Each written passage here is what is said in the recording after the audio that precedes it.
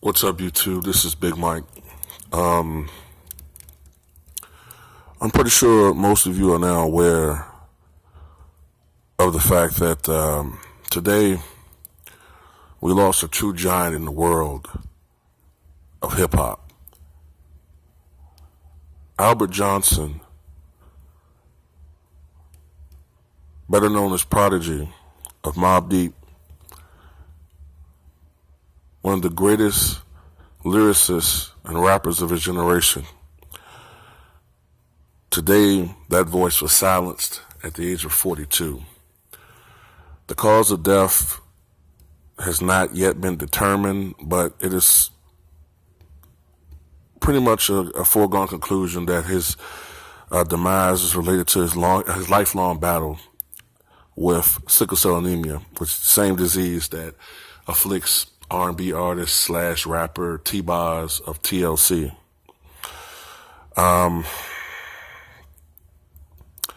Prodigy and Havoc formed, in my opinion, one of the great New York tandems in hip-hop history. They helped to bring about them, Biggie, Nas, a little later on Jay-Z.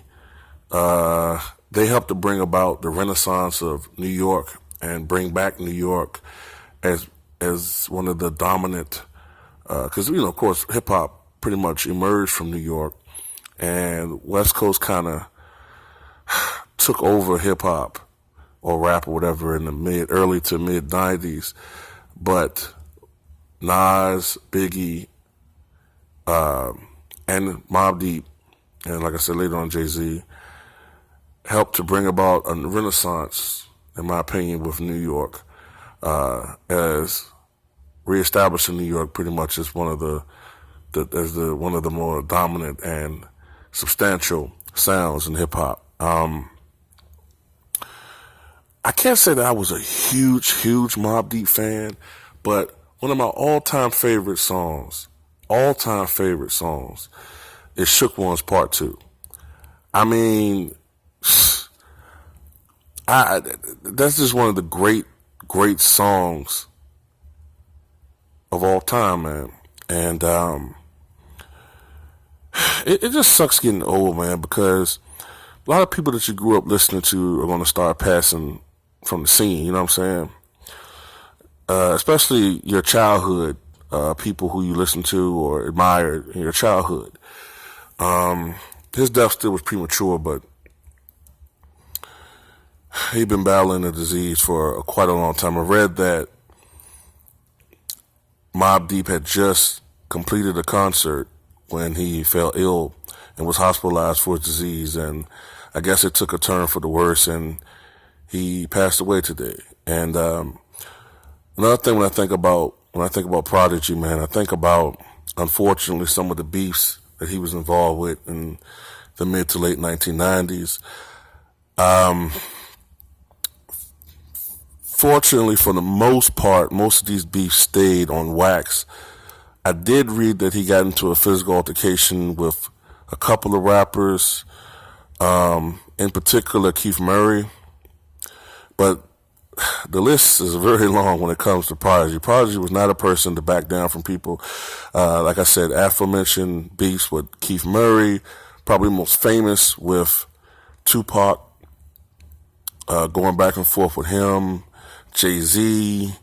Jay-Z was the one who had that I think, what was it, at Hot 97 and what was it, 2001, I think it was. He put that picture up of Prodigy wearing like, what was it, like a leotard or wearing something, I don't know. But Prodigy was just known for his hard-cutting lyrics, his realism in his lyrics. It wasn't no sugarcoating that sugar puff and all that dumb shit. Wasn't no mumble rapping with that dude, man. You know what I'm saying? He had a falling out. I'm trying to go by things I can remember, guys. He had a falling out with Havoc some years ago, but they reconciled. Prodigy's had some problems and some issues, as we all do, in his personal life. I think he even spent some time in prison. But recently, you know what I'm saying, he and Havoc have been doing well, man. And this is hard news, you know what I'm saying? It's hard news, man. But